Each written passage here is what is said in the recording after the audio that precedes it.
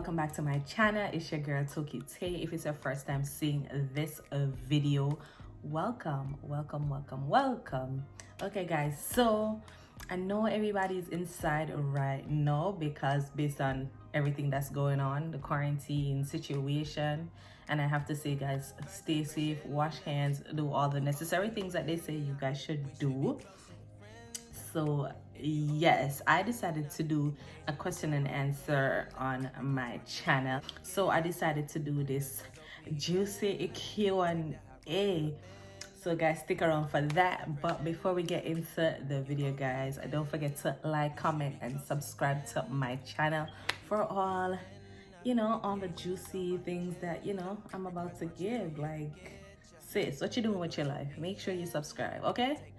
And yes, for all the people that's out there watching my videos, I'm asking, please, can you just subscribe to my channel? Yes. All right. So yes, guys, let's get into the Q&A. I mean, these questions. Okay, let's talk about these questions. I mean, I know people that I'm around, they know I'm comfortable talking about anything, but this is a little new for me to just be out here on camera talking about these things. And it's PG, okay? So if you're a little bit youngin', I would just recommend to click off this video because we're gonna be talking about some things, okay? Only your mom and your dad could see, or your sister or your brother if they're older than you. So yeah, let's get into the tea. All right, first, if you see me looking down, yes, I'm using my iPad right here because this is where I have all the questions. So a question is how to stretch your 4C hair for growth. As a lot of you guys know or don't know, I'm fully natural myself, but this is my first time straightening my hair, but it's fully natural with my natural curls and all. But what I would say, this is what I did for myself. I didn't stretch my hair. I didn't care about stretching it or seeing the growth or anything. I just wanted to make sure that it's fully healthy. I didn't worry about stretching it or all of that stuff. I was making sure, using the stuff to making sure that it was growing. And if you want to see how to go on your natural hair journey, I have a video on my channel for that, so you can always watch that video and try to get some tips that I would recommend from that video. But I use a lot of natural hair products or stuff to make it grow and stuff like that. But I wasn't, as I said before, I wasn't really worried about the growth process, not just yet. I mean, eventually, when it get to a length where I'm okay with it, then that's the time I started to like, okay, straighten my hair or trying to figure out ways to straighten my hair or do length check and all of that without adding heat to it. But I think Dark and Lovely, if I'm not sure, they have an anti shrinkage product. I've used it before. They have an anti-shrinkage product that you can use, or you can dry your hair with diffuser and kind of stretch it, if you get what I'm saying. Like, meanwhile you're drying it, kind of stretch it so you'll see the natural curls. So I would suggest using a diffuser or using that Dark and Lovely anti-shrinkage product that they have. So yeah. Oh guys, and I'm doing it kind of like in sequence, so answering the certain questions first and then we get into the juicy ones. So yeah, that's for the question that asks how to stretch your 4C curly hair for growth, or see if it has growth or something like that. Yeah, shout out to my own girl. Yes, she did. Yes, she asked me like 4 questions and I'm like, okay, let's talk, sis. Let's just have a chat, okay? So she asks to elaborate more on long distance relationship, my thoughts and my views on long distance relationship. Well, yes, I had a long distance relationship before, but that didn't work out. I mean, it could have if we was really I don't know how to explain it, but I think it was more so like a mutual understanding why we went our separate ways. And today, let's just leave it as that. We had a mutual understanding of just going our separate ways and living our lives. And to be honest, we still friends. Like, we still cool up to today. Like, we really cool. Like, anybody that around me know about this person. No, we really cool. I still got love for him and all of that stuff, but that's just how it is. I mean, for other people, they could make it work. I mean, you know, I've seen people do it before and it worked out. Some people it worked for, some people it don't. But love is love. Like, love has no boundaries, to be honest. It really don't. So if you fall in love with somebody that's, you know, how many miles away, they live in a different country, I mean, you guys can make it work if you really want to. If you really want to, you guys can make it work. I know it's gonna be hard, I know it's a challenge, but it can work out. It really can. It sucks to say mine didn't work out because of, you know, a lot of situations and all of that. It didn't really work out, but that's just my situation. How about other people? Like, it can work out for other people. So yeah, that's just my thoughts on a long distance relationship. Grown niggas that aren't independent. How do I feel about that? I just feel like everything, I don't want to jump the guns and just sing things based on just one person or two person, but we have to talk about, you know, everybody, the majority, like everybody, all these things, all of that, like the majority. I mean, it has to do with age and maturity, because we can't be talking about grown niggas, because sometimes, okay, some people, some guys are like 21, 22, whatever, they still acting like these 17, 16. So we not even go talk about them. And as they say like, you know, females are a little bit more mature than guys and all of that stuff. I don't know how true it is, but hey, this is just my belief, my opinion.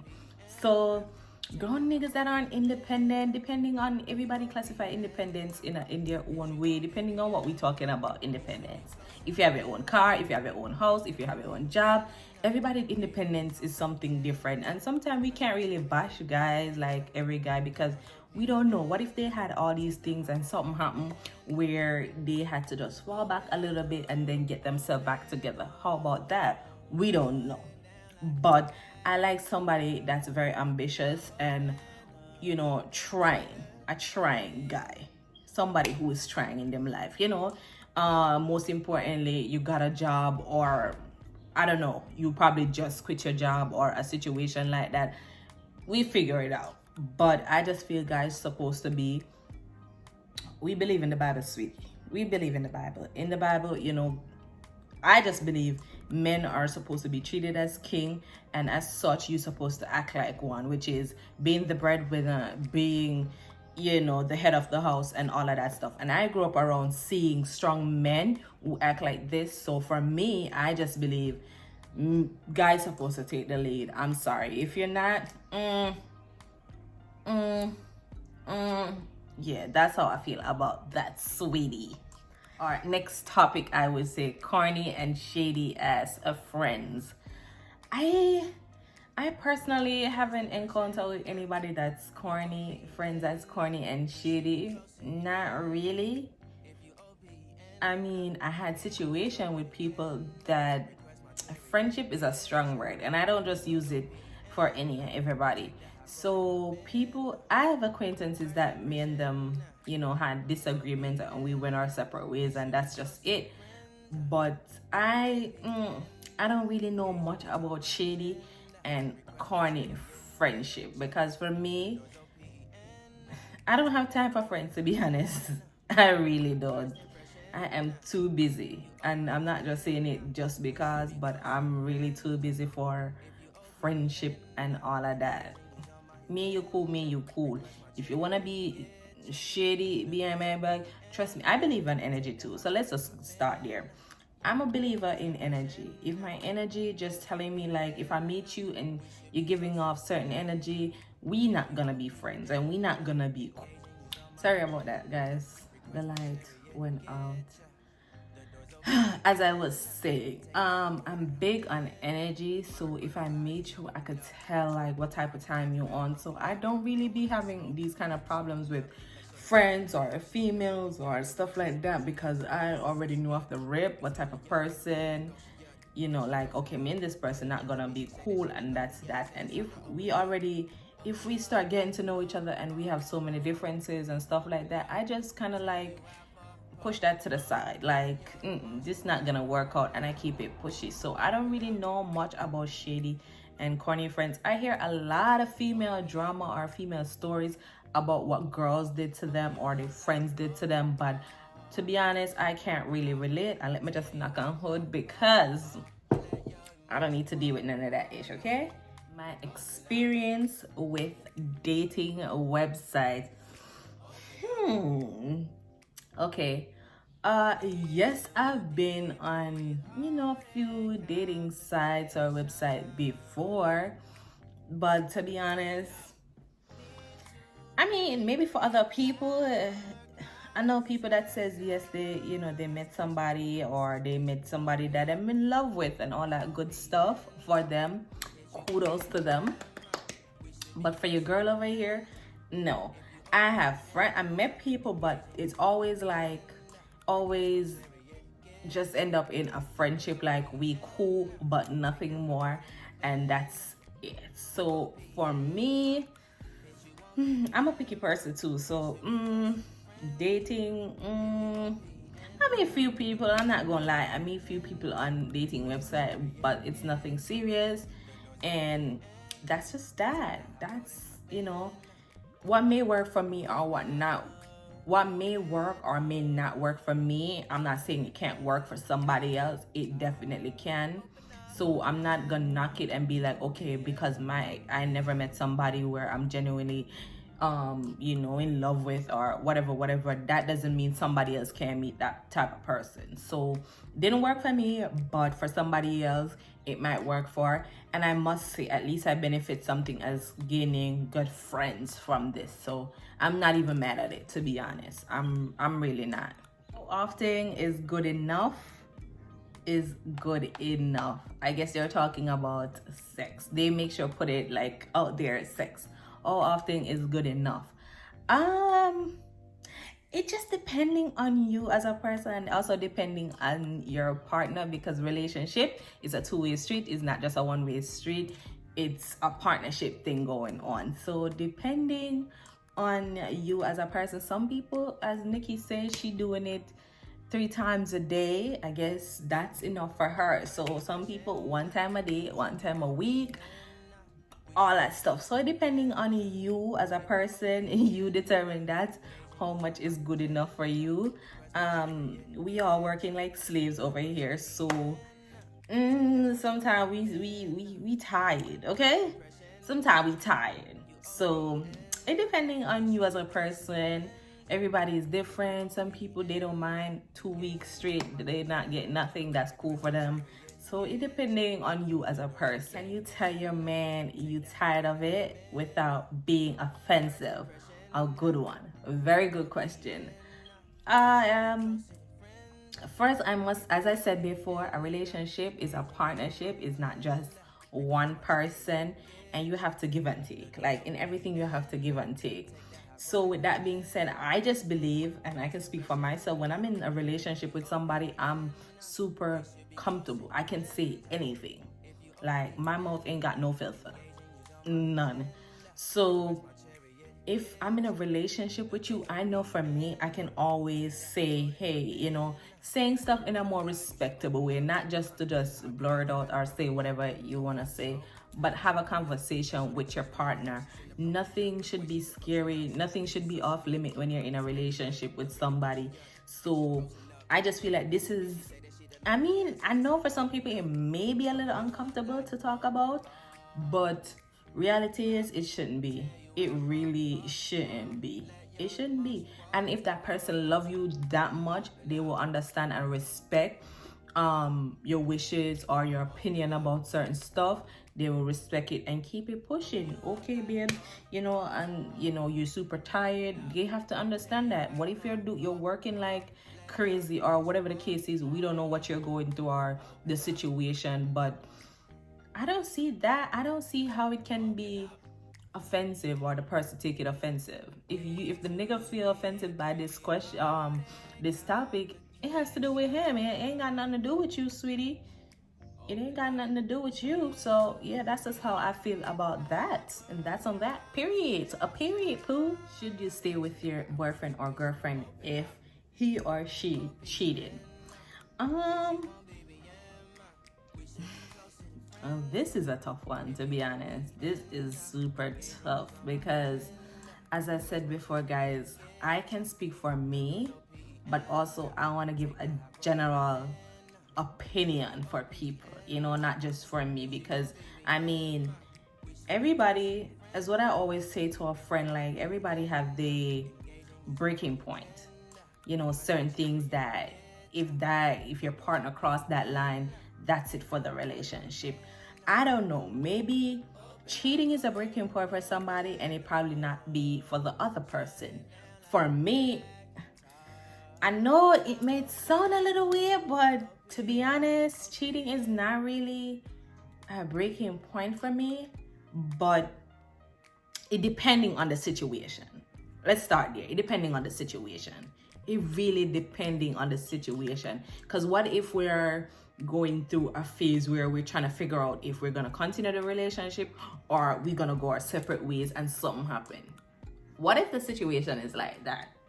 So I just believe it depending on the situation, it depending on you. If this is your breaking point for you, then sweetie, that's it. You probably just have to cut the ties and y'all move on.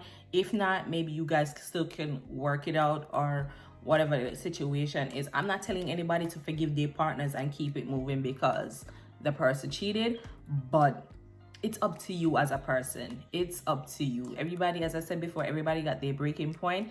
And if that's one of them for you, well, who am I to judge? That's just how I feel. Yeah. Whoa, these questions. Oh, wow. What would you do if your boyfriend asks for a threesome? Honey.